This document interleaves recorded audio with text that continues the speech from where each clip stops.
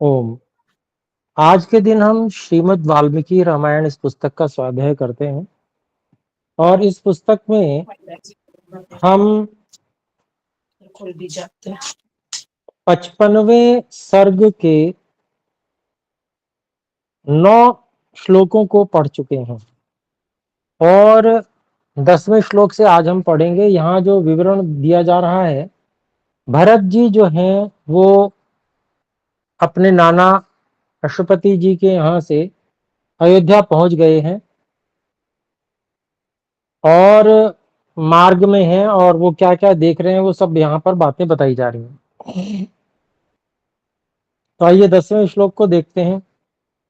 अलक्ष्मीकानि पश्यामि कुटुम्बी भवनान्यहम् अपेतमाल्यशोभान्यप्य संवृष्टाजिराणि च।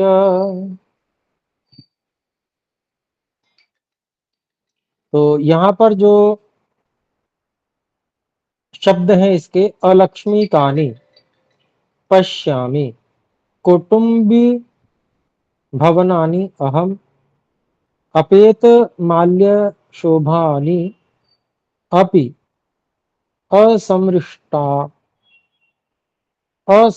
अजिराणि च। तो यहाँ पर इसका हम अन्वय करते हैं। अहम कुटुम्बी भवनानि अलक्ष्मीकानि अपेत माल्य शोभानि अपि असमृष्ट अजिराणि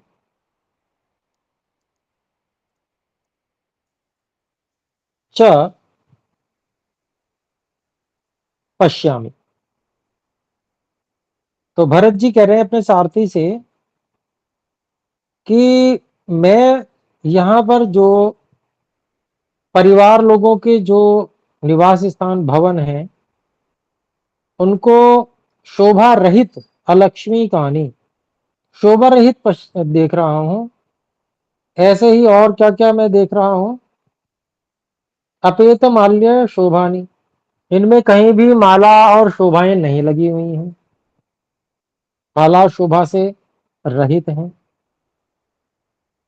और अपि असमृष्ट अजिराणी, और इनके जो आंगन है वो भी बिना बुहारे साफ किए हुए पड़े हैं। तो ऐसे मैं इनको देख रहा हूं पश्चिम। तो यहाँ पर इस प्रकार का वो देख रहे हैं और उसका वृत्तांत कर रहे हैं कि भाई ये मुझे कुछ ठीक सा नहीं लग रहा है, कुछ गड़बड़ है यहाँ पर, ऐसा तो कभी हुआ नहीं। तो ऐसा भरत जी कह रहे हैं। तो 11वें श्लोक को देखते हैं। दृश्यन्ते वाणिजोप्यद्य न यथा पूर्वमत्र वै ध्यान संविघ्न हृदया नष्ट व्यापार यंत्रिता। शब्द हैं अलग अलग। दृश्यन्ते वाणिजः अपि अद्य न यथा पूर्वम अत्र वै ध्यान संविघ्न हृदया नष्ट व्यापार यंत्रिता।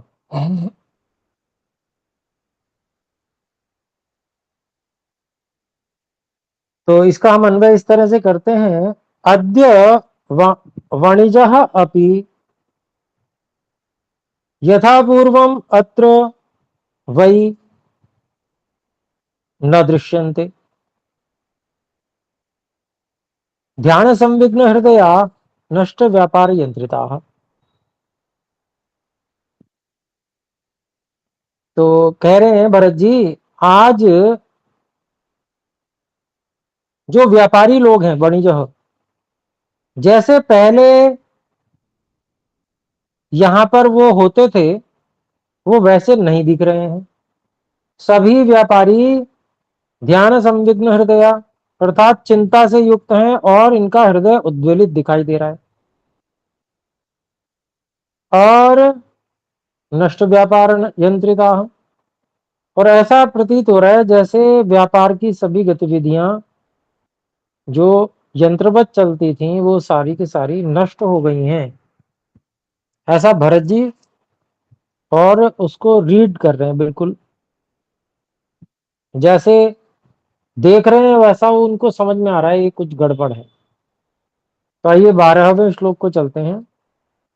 मलिनं चाश्रुपूर्णाक्षं दीनं ध्यानपरं कृशं सस्त्रीपुंस सस्त्रीपुंसं च पश्यामि जनमुत्कंठितं पुरे। लगभग अलग अलग ही है, फिर भी देख लेते हैं। मलिनं च अश्रुपूर्ण अक्षम दीनं ध्यानपरं कृशं सस्त्रीपुंसं च पश्यामि जनम उत्कंठितम पुरे। और अन्वय इस प्रकार है। मलिनम च अश्रुपूर्ण अक्षम, अश्रुपूर्ण अक्षम दीनम ध्यान परम कृशम पुरे उत्कंठितम जनम स स्त्रीपुंसम च पश्याम। तो कह रहे हैं देखिए, मैले सब दिख रहे हैं, मैले मलिनम मलिनम, और आंखों में सबके आंसू भरे हुए हैं और बड़ी दुखी अवस्था में सब दिख रहे हैं, सब चिंतित लग रहे हैं, ध्यान परम कृष्ण सब दुबले पतले हो गए हैं। और पूरे नगर में, पूरे मैं सभी व्यक्तियों को उत्कंठित, घबराया हुआ सभी स्त्री पुरुषों को मैं देख रहा हूं। तो ऐसा भरत जी विवरण जो है करते जा रहे हैं कि ये मुझे तो ऐसा दिख रहा है सब कुछ। तो 13वां श्लोक देखते हैं। बहूनि पश्यन् मनसो प्रियाणि यान्यन्यदानात्र पुरे बभूवुः अवाक्षिरादीनमना न हृष्टः पितुर्महात्मा प्रविवेश वेश्म।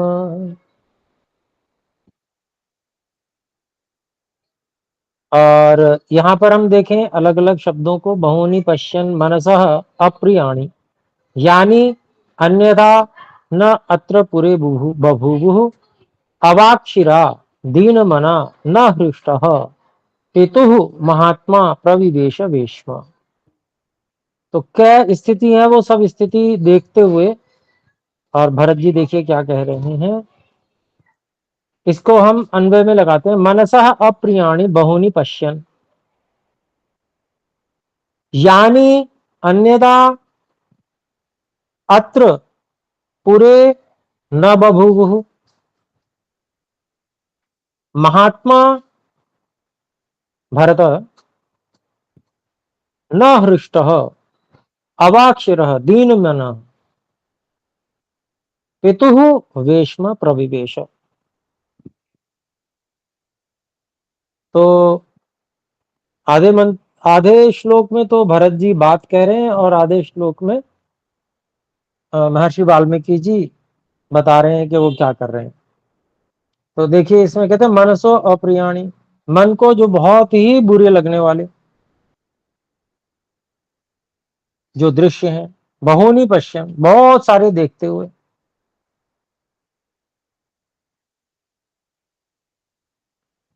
अच्छा, विवरण ही दे रहे हैं पूरा। भरत जी जो कहना था वो कह चुके, अब विवरण दे रहे हैं अंतिम श्लोक में। तो महर्षि वाल्मीकि जी कह रहे हैं कि मन को बुरे लगने वाले बहुत सारी दृश्यों को देखते हुए पश्यन्, यानी अन्यथा जो कभी भी पहले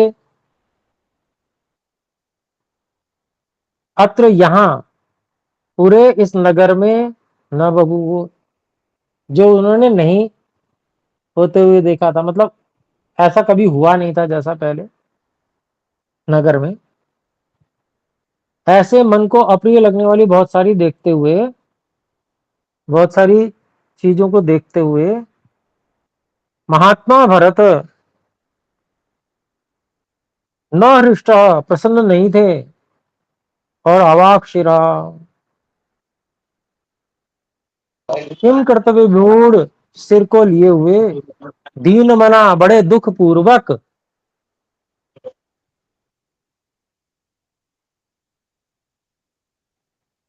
पितु विष्म प्रविवेश, महात्मा भरत जी ने पिता का जो महल था उसमें प्रवेश किया।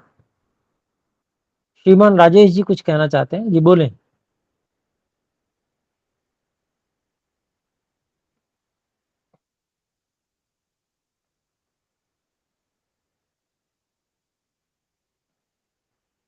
श्रीमान राजेश जी कुछ कहना चाहते हैं? चलिए, मुझे लगता है वो अनम्यूट नहीं कर पा रहे हैं। तो यहां पर हमारा अयोध्या कांड का 56वां सर्ग पूरा हो गया, और अब हम, नहीं क्षमा करें, 55वां सर्ग पूरा हो गया, और अब हम 56वें सर्ग की ओर चल रहे हैं। तो 56वें सर्ग में भरत जी को सारी जानकारी होती है कि भाई क्या क्या हो गया, और उससे वो बहुत दुखी होते हैं। तो ये विवरण आइए हम देखें। 56वें सर्ग का प्रथम श्लोक है, अपश्यंस्तु ततस्तत्र पितरं पितुरालये जगाम भरतो दृष्टुम मातरम मातुरालये। तो पिता के जो महल में उन्होंने प्रवेश किया था, उसके आगे क्या हुआ बता रहे हैं महर्षि वाल्मीकि जी। इसको हम अलग अलग करें शब्दों को, अपश्यन तु तत्र, नहीं, अपश्यन तु ततः तत्र पितरम पितुः आलये जगाम भरतः द्रष्टुम मातरम मातुः आलये। तो इसका हम अन्वय ऐसे करते हैं, तत्र पितुः आलये पितरम अपश्यन् तु ततः भरतः मातरम द्रष्टुम मातुः आलये जगाम।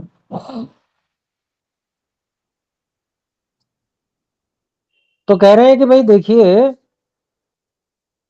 वहां पर पिताजी के घर में पिताजी को न देखते हुए तो भरत जी वहां से, ततः वहां से मातरम दृष्टुम भरत जी माता जी को देखने के लिए मातु आलय, माता जी के घर पर महल में जगह में चले गए। तो आगे देखें, दूसरा श्लोक है, अनुप्राप्तम तु तम दृष्ट्वा, अनुप्राप्तम तु तम दृष्ट्वा कैकेयी प्रोषितं सुतम् उत्पपात तदा हृष्ट्वा त्यक्त्वा सौवर्णमासनम्। तो अलग अलग शब्द हैं, अनुप्राप्तम तु तम दृष्ट्वा कैकेयी प्रोषितम सुतम उत्पपात तदा हृष्ट्वा त्यक्त्वा सौवर्णम आसनम। अन्वय इस प्रकार है, तम प्रोषितम सुतम तु अनुप्राप्तम दृष्ट्वा कैकेयी हृष्ट्वा सौवर्णमासनम त्यक्त्वा तदा उत्पपात। जा रहे हैं। तो निवेदन है, श्रीमान राजेश जी हाँ। कृपया म्यूट कर लें, धन्यवाद।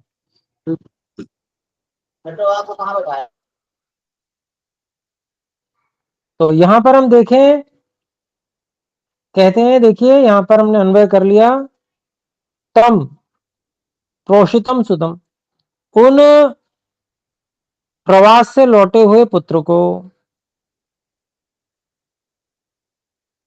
तो अनुप्राप्तम वापस आया हुआ, दृष्टवा देखकर, कैकेयी कैकेयी, हृष्टवा खुश होकर, सौवर्णम आसनम स्वर्ण के आसन को त्यक्त्वा छोड़कर, अब उठ के खड़ी हो गई, उत्पपात उठ के खड़ी हो गई।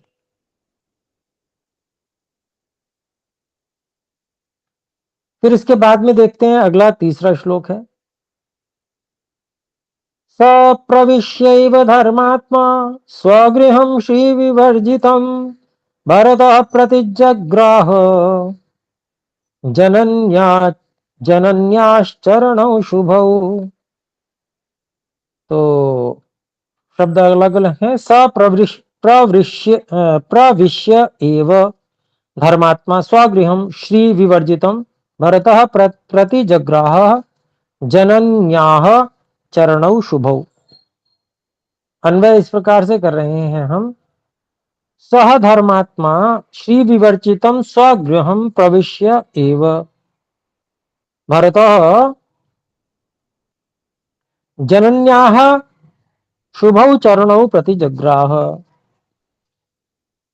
तो उन जो धर्मात्मा थे अपने भरत जी, उन्होंने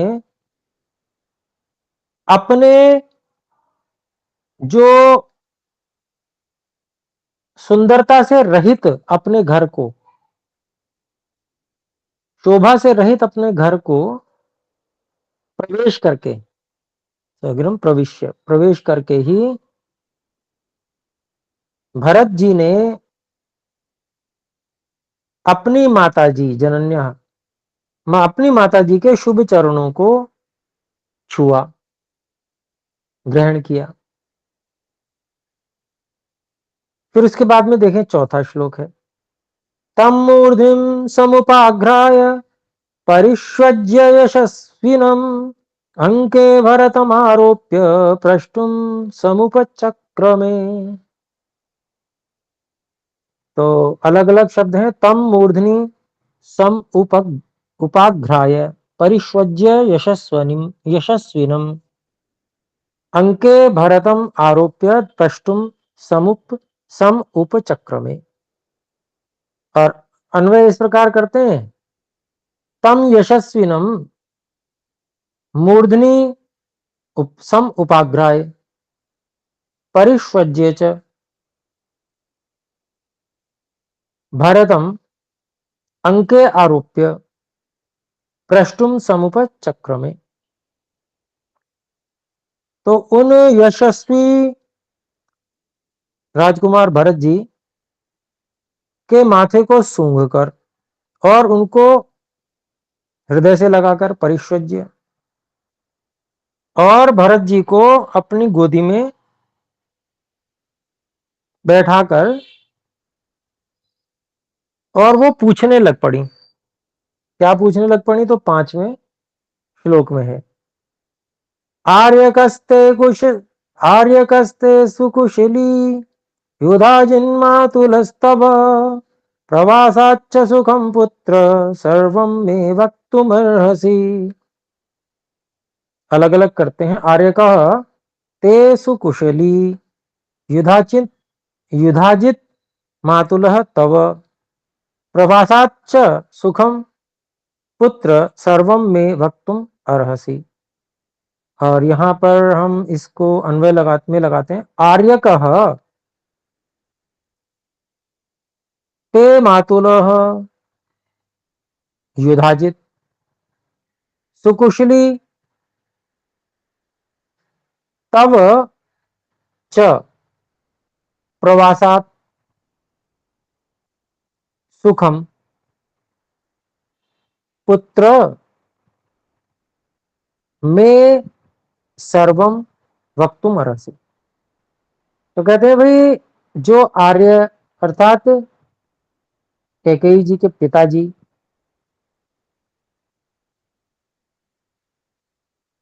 तुम्हारे नाना और तुम्हारे मामा जी युधाजित, वो कुशल से तो हैं, और कहते हैं कि तुमको इस यात्रा से आनंद रहा पुत्र, सब आप मुझे कह सकते हैं, बता सकते हैं। 6ठे श्लोक में बताया गया है भरत जी के द्वारा हालचाल। तो देखें, एवं पृष्ठस्तु कैकेय्या प्रियं पार्थिवनन्दनः आचष्ट भरतः सर्वं मात्रे राजीवलोचनः। अलग अलग शब्द। एवं पृष्टः तु कैकेय्या प्रियं पार्थिवनन्दनः आचष्टे भरतः सर्वं मात्रे राजीवलोचनः। तो इसका अन्वय इस प्रकार करते हैं, एवं प्रियम कैकेय्या पृष्टः तु राजीवलोचनः पार्थिवनन्दनः भरतः मात्रे सर्वम आचष्टे। तो इस प्रकार से जो प्रिय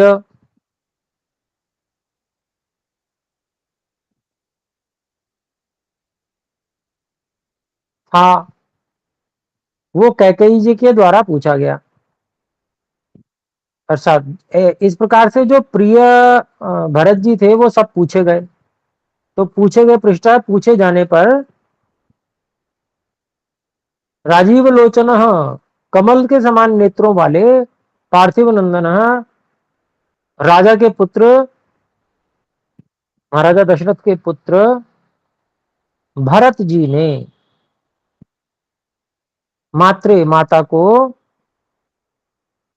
सर्वम आचष्टे सब जो कुछ वहां पर हुआ था, जो जो वहां पर उन्होंने अनुभव किया था नाना जी के यहाँ, वो सब कुछ कह दिया। अब 7वें श्लोक में फिर पूछते हैं वो। तो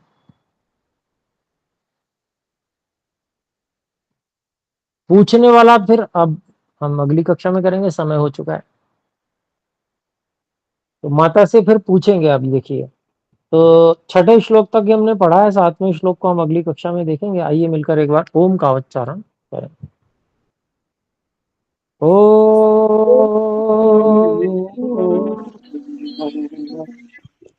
सभी को सादर नमस्ते। नमस्ते गुरुजी। नमस्ते गुरुजी। सभी को सादर नमस्ते।